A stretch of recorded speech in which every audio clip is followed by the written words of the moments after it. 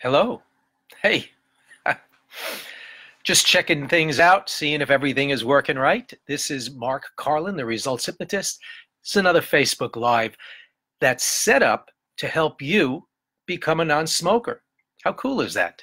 That we can have this kind of a conversation, and I can isolate some things that might be keeping you from quitting. And I could show you some ways that you can help yourself to quit smoking. First off, I want to remind you that this Wednesday, 2 days from now, I'm going to be providing a means of releasing stress. I'm going to give you I'm going to guide you through a process that will relieve stress and show you how you can do this anytime you want to relieve stress. And the reason for this is that so many people who have come to me over the past 20 years for me to help them to stop smoking have told me that the reason that they smoke in the first place is because it relieves stress in some manner. Some people don't use the word stress. Some people tell me that they just feel more relaxed. They feel comfortable when they smoke. And the reason why they go back to smoking all the time is so that they can relive this comfort. They can feel this sense of de-stressing, and that's why they smoke. So I'm going to provide you with a method that you can count on to give you the relief from stress that so many of you crave, that so many of you really want. It's not the nicotine that's causing this. It's the desire to feel better that causes you to smoke cigarettes. So I want you to make a note. I want you to go ahead and click the notifications. There's a little bell somewhere on this page where you can be notified of my Facebook live presentations, so that you'll have the ability to watch that presentation. I'm not going to leave it live. I'm not going to leave it recorded on the page for very long. So I want you to be able to watch it live while it's happening. Let your friends and relatives who are smokers, who might be interested in learning how to de-stress, give them the opportunity to also watch it live, and also watch the if I do allow it to go over, to be replayed, it won't go for very long. That's for sure. I'm going to be taking it down because it is something that I'd like to share with those people who are supportive, the people who are here to benefit. Because if you're not here to benefit, if you're not looking to quit, this is stuff that'll just go over your head. And when it's time for you to quit, the time that you want to quit, you might not be able to benefit from what I'm going to be presenting. So I don't want to just leave it up there for just random people to come around and watch. It's something that's vital, and it's also something that's very useful, but it's only useful for those people who are ready for it. And if you're not ready for it, it's just going to be a waste of time, and it might even be something that'll prevent you from taking advantage of it later on, because there's so many things that we learn throughout our life and we don't put it to use. And then when someone goes ahead and we're ready for it, and someone says, this is something you can use, we think, you know what, I heard that before, I already know that. You really don't know it unless you put it to use, but we think we know it, so we disregard it. I don't want that to happen. This is a very powerful tool. This will be a very powerful tool for you to use, and I don't want you to take it lightly, and I don't want you to disregard it. If you're not ready for it now, I don't want you to think that it won't help you sometime in the future when you are ready for it. So I won't be leaving it up, but you have the opportunity now. You know it. Share it with others. Also, like the page, like the post. Comment on it. If you think I'm doing something wrong by limiting the availability of what I'm going to teach you on Wednesday, then tell me. I'm open. I'm open to new ideas. I'm open to new suggestions. That's my forte. I love to consider other people's ideas and other people's opinions, because everybody has an opinion. It's all valid. It's just coming from where you are at this point. It's not a right or wrong.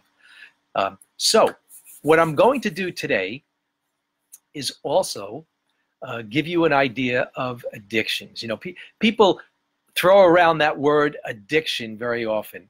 They'll tell me, oh, I'm addicted to something. I'm addicted to cigarettes. People now are saying I'm addicted to my cell phone. I'm addicted to eating. I'm addicted to water. I'm addicted to lots of things. And I want to know, what do you think is addiction? The classical meaning of addiction is that there's a chemical substance that causes a reaction inside of you that kind of makes you want to have it because you're physically addicted. You physically want this substance. As this substance comes into you, as it, you develop this connection to the substance. And then when you stop supplying your body with this substance that you've become familiar with, the loss of that chemical causes a craving for you to supply your body with that addiction, with that substance. It kind of makes things equal. It kind of makes you more imbalanced just by having that physical substance back in your body again. Now, that's the classic definition of addiction. Now, you know that food isn't an addiction. Food is a need. It's a necessity. Overeating, you're not supplying your body with some chemical from the food that's causing this craving. It's something else. The same with nicotine. Certainly the same with cell phone. You know, having your phone.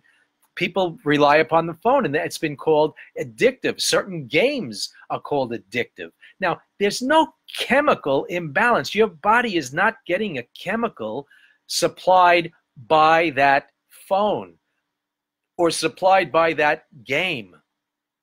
Your body might be producing a chemical because you're subjecting yourself, or you're inviting this process into your lifestyle. And when you keep yourself from having that phone or that food that you've become accustomed to, there might be a disconnect. That's an emotional response to a void that you've become familiar with. It's not a chemical dependency. It's not a chemical that's supplied by a phone. I mean, really, how could your phone supply you with a chemical? You're not cooking it up intravenously. You're not injecting yourself with whatever the chip is inside of the phone. No, your body is supplying you with a chemical. Your body is creating these good feelings inside by what you're doing with the phone. So it's not a classical dependency. It's not a classical addiction. And the same thing applies to cigarettes. Now, you probably heard that, the drug industry is saying it, the doctors are saying it, medicine is saying it, governments are saying it, industries are saying it, that nicotine and cigarette smoking is an addiction. And they try to make that association as if it's a classic addiction. Well, I don't believe it's a classical addiction.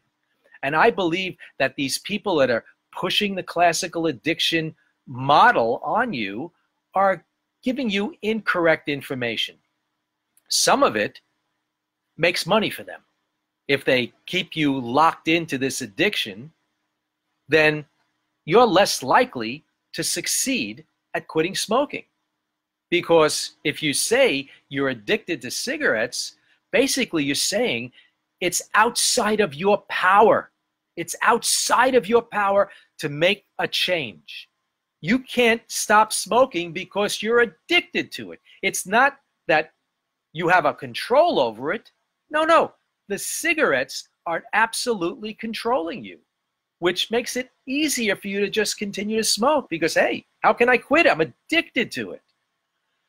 That stops you from taking responsibility for what you're doing.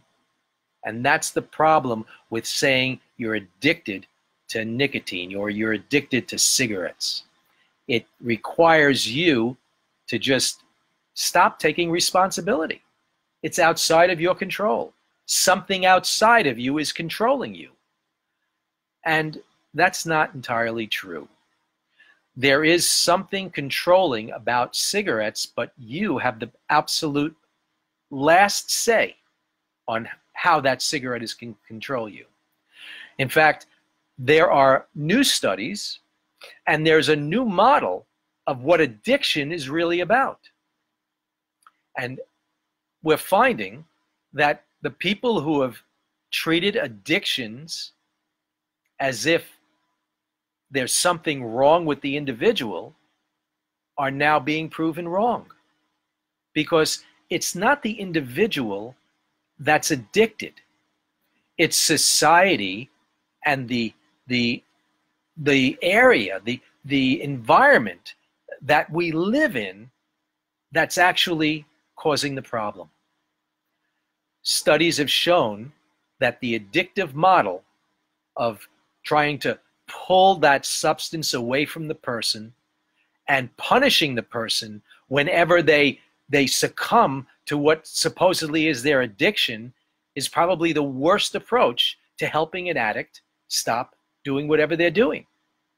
So even the classical addiction model has failed. And if you look at the numbers of people who are addicted, whether it's cocaine or heroin or alcohol, you see that the numbers do not support the way that we've been dealing with addictions. So I can get into this a little further, but I just want you to start to understand something about this addiction model so that you can give up this whole idea that you're really addicted to cigarettes and smoking. And once you give up that notion that you're addicted to cigarettes and smoking, you're starting to take back your power. You're starting to take back your power. And when you start to take responsibility for what you're doing, you'll find a way that'll help you to stop smoking forever. Know that you don't have to ever do this. That is a very important part of this process. You becoming aware that you have power, you taking responsibility for your behaviors, and beginning the process of becoming free from smoking.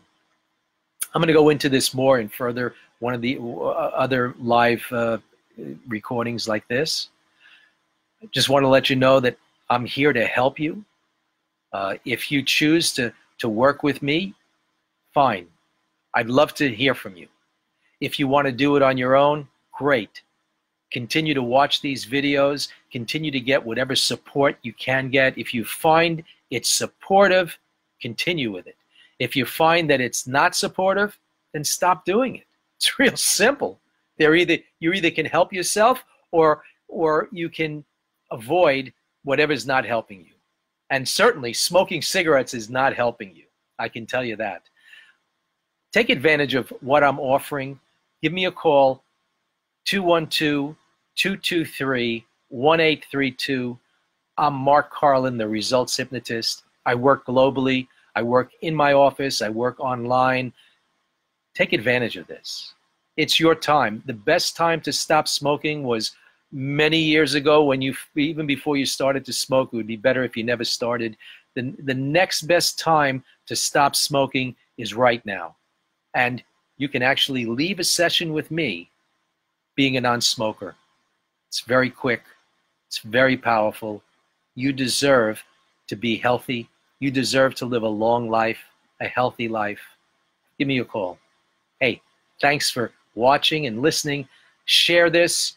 Share this with your friends. If you're watching this on Facebook, share it in Facebook, like it, ring the bell so that you get notifications of the future ones. Remember, this Wednesday, I'm going to be doing a free live relaxation training. So teaching you how to relax as an act of will so you don't have to rely upon cigarettes or anything else to relax you, which is really cool. If you're watching this on YouTube, again, comment, like, share. Hey, sharing is caring. Mark Carlin, the Results Hypnotist. Thanks for watching. 212-223-1832. I look forward to seeing you tomorrow. Take care.